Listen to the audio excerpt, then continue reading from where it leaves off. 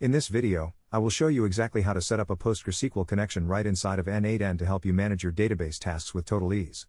To get started, you first need to open your workspace canvas where your automation flows live. Once you are there, go ahead and look for the plus icon, which is the Add Node button located either on the top right corner or directly within the canvas itself. Clicking this will open up the node selector. Now simply type Postgres into the search bar and select the Postgresql node from the list of available integrations.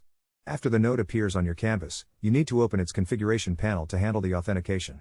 Inside this panel, look for the section labeled Credential to connect with and click on that drop-down menu. Since we are setting this up for the very first time, go ahead and select the option to create a new credential. This is where you will input your specific database details to establish a secure link. You will need to fill out all the required SQL connection properties by providing the official parameters. This includes your specific host address where your database is currently residing along with the database name itself. You must also enter the correct username and the associated password to grant N8n the necessary permissions to access your data. Make sure you also specify the port number, which is usually 5432 for standard Postgresql installations. It is very important to double check that these official N8n Postgres credentials configuration parameters are entered accurately to avoid any connection errors. Once everything is filled in, you can test the connection to ensure that N8n can successfully communicate with your server.